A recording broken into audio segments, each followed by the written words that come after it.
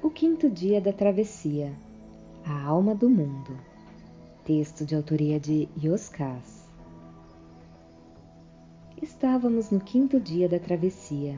A caravana seguia sua marcha rumo ao oásis onde vivia um sábio dervish, conhecedor de muitos segredos do céu e da terra, com o qual eu desejava encontrar.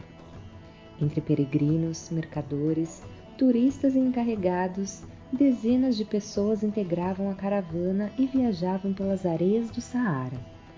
Na manhã daquele dia, logo cedo, antes de levantarmos acampamento, percebi o caravaneiro um pouco distante do grupo adestrando seu falcão. Chamava-me a atenção o fato de ele, sempre que possível, se afastar para se entreter com a ave. Estranha diversão, pensei. Atribuí o hábito às inevitáveis diferenças culturais entre os povos. Procurei pela bela mulher com os olhos da cor de lápis lazuli em vão. Depois, tive a atenção voltada para um homem que sempre que a caravana fazia uma parada, estendia um belo tapete e expunha em pequenos cestos porções de biscoitos finos. Ele se dedicava a servir chá para quem desejasse.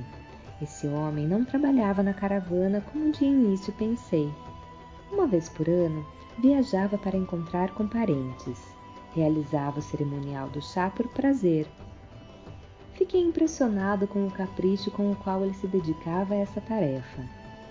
Um mercador inglês que costumava viajar para negociar tapetes com os habilidosos artesãos do oásis, ao perceber o meu interesse, se aproximou e disse: "É o melhor chá que já tomei na vida." Respondi que tamanho elogio vindo de um inglês era para se respeitar. Em seguida, comentei que achava um certo exagero todo aquele afinco apenas para servir chá com biscoitos em um acampamento no deserto. O inglês falou como quem revela um segredo. Dizem que é um mestre. Logo, o meu interesse mudou. Cheguei próximo ao homem, perguntei se podia sentar. Ele sorriu e fez um gesto com a mão para que eu ficasse à vontade. Ele tinha acabado de terminar uma infusão no bule, me serviu com esmero em uma elegante xícara de porcelana e disse para eu me servir dos biscoitos. Senti-me um rei. Fiz um elogio sincero ao chá. De fato, era delicioso. Ele tornou a sorrir e disse: "Isso me alegra o coração. Gosto quando dizem que é um néctar dos deuses." Eu confessei que foi exatamente isso que eu senti ao provar a bebida. Em seguida, interessado em averiguar a mestria a ele atribuída, perguntei se ele gostava de Blavatsky, apreciada escritora russa nos círculos esotéricos. Ele me olhou com simplicidade e respondeu: "Não sei quem é." Insisti em saber a sua opinião sobre Krishnamurti, Yogananda, Kardec, Gibran, entre outros. As respostas se repetiam com um balanço da cabeça em negativa. Desolado, eu quis saber por quais livros ele se interessava. O homem, cujo nome depois eu soube, se chamava Khalil, disse com humildade: "Eu não sei ler." E justificou: "Fui criado em um campo de refugiados, lá não tinha escolas." Em seguida acrescentou com enorme estima: "Eu aprendi a fazer chá." Decepcionado, apenas esbocei um rascunho de sorriso como quem diz que entendia a situação. Esvaziei a xícara, tornei a elogiar o chá e quando fiz menção para me levantar, ele se manteve gentil fazendo questão de explicar: "O chá que você bebeu é de uma flor comum no deserto, mas rara nas cidades. Ela precisa ir fresca para a infusão, na qual não pode demorar mais do que 3 minutos, sob o risco de ter o sabor alterado. Tive sorte de encontrar um pequeno ramo ontem." Comentei que era mesmo uma iguaria, agradeci e, como não estava interessado em saber mais sobre chás, me levantei. A caravana seguiu o seu curso sem maiores novidades e nenhuma turbulência, ao contrário dos dias anteriores e de acordo com meu desejo. No final do dia, um pouco mais cedo do que de costume, paramos para o descanso, refeições e passarmos a noite. Depois que cessou toda a movimentação da montagem das tendas, o jantar foi servido. Eram enormes panelas com cozido de legumes, grãos e carne de carneiro. De maneira organizada, cada pessoa pegava sua cuia e era servida pelos cozinheiros. Naquelas circunstâncias e devido à fome, sempre era momento agradável do dia. Quando me afastei para comer sozinho, percebi a bela mulher dos olhos da cor de lápis lazuli sentada sobre o elegante tapete de Calil, saboreando uma xícara de chá e entretida em uma demorada conversa. Tentei me aproximar com a desculpa de que gostaria de beber um pouco de chá para auxiliar na digestão, mas fui impedido por um dos seguranças da caravana. Ele se limitou a informar, com as feições sérias, que eu esperasse. Resignado, fiquei de longe aguardando o fim da conversa que parecia interminável. Fiquei imaginando sem entender o que a enigmática mulher de notável inteligência tanto falava com o homem do chá. Em determinado momento percebi que ela também o ouvia bastante. Como eu ainda sentia fome, retornei para a tenda onde estavam os caldeirões e enchi mais uma vez a minha cuia. Quando voltei, a surpresa! Ela não estava mais lá. Procurei a mulher por toda a parte sem qualquer êxito. Parecia que tinha se desmanchado no ar. Com o dia ainda claro e sem ter o que fazer, peguei um livro e me sentei em um canto sossegado. Eu ainda não tinha começado a ler quando vi o caravaneiro retornar com o falcão pousado sobre as grossas luvas de couro que usava no braço esquerdo. Abordei-o na tentativa de papear um pouco, porém, ele se disse impossibilitado naquele momento. Vou beber uma xícara de chá e conversar com o Calil. Curioso, perguntei sobre o que ele gostava de conversar com o homem do chá. O caravaneiro deu de ombros e falou. Sobre tudo e sobre nada. Sobre as coisas do mundo. Gosto de conversar com ele. É um mestre. Intrigado pelo interesse do caravaneiro e da mulher por aquele homem, questionei se, por acaso, se tratava do sábio dervish do oásis. Ele negou com a cabeça e esclareceu como quem explica o óbvio. Claro que não.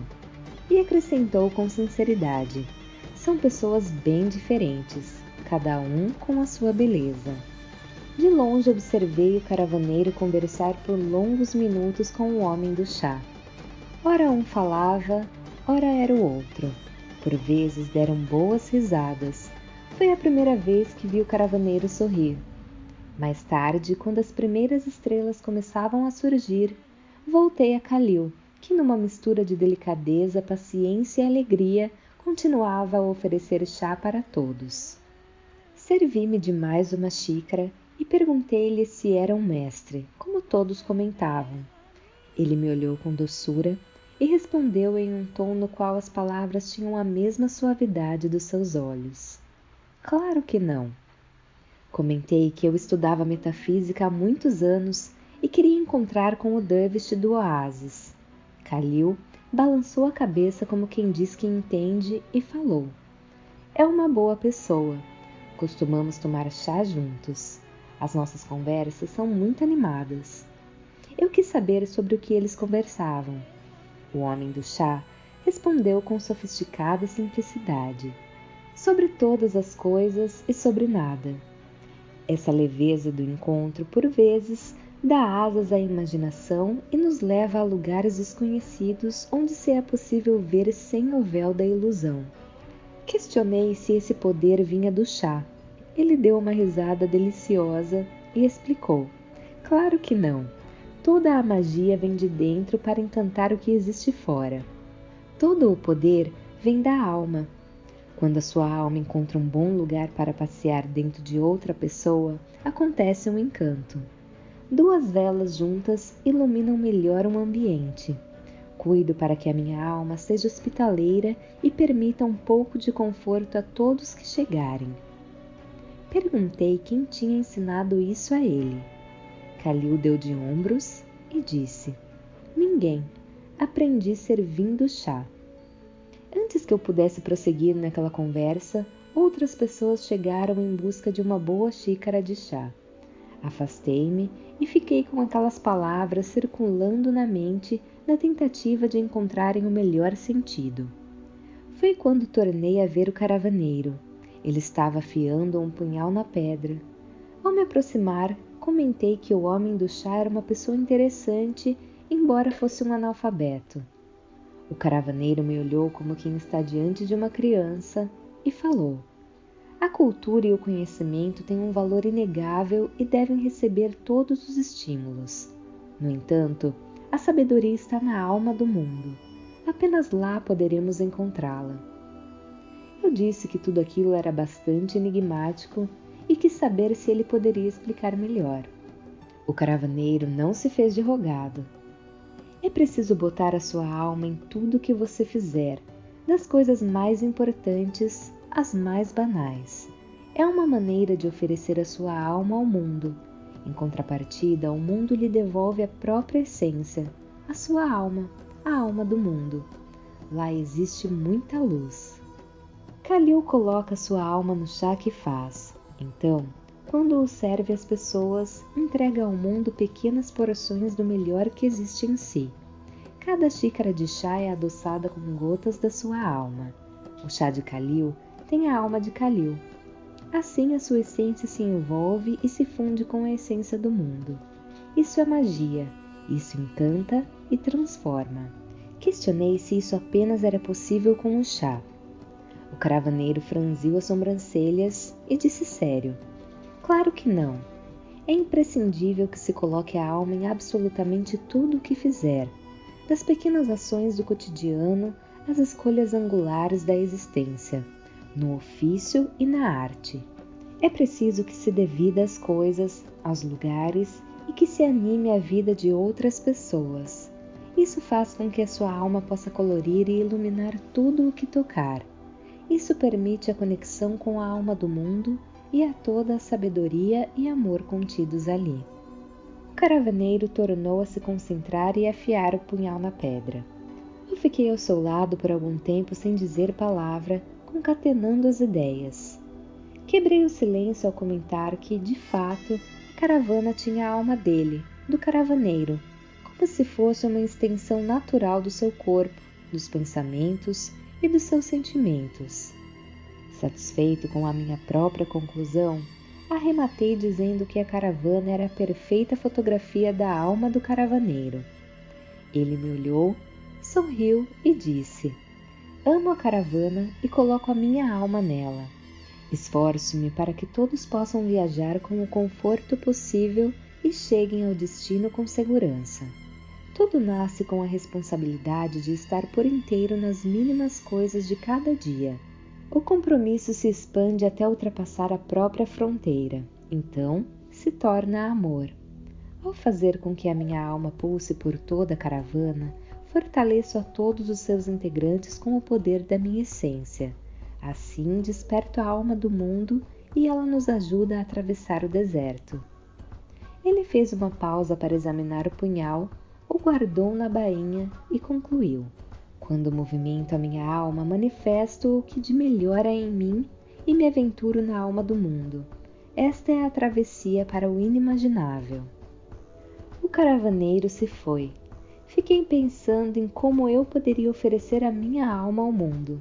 Tive vontade de conhecer a alma do mundo. Algum tempo depois, tive a atenção voltada para a imagem do acampamento na noite do deserto. Seus inúmeros lampiões e lamparinas de longe pareciam se misturar com as estrelas no céu, como se formassem um único manto, salpicados por infinitos pontos de luz. Imaginei que talvez fosse assim com a alma de todos e a alma do mundo.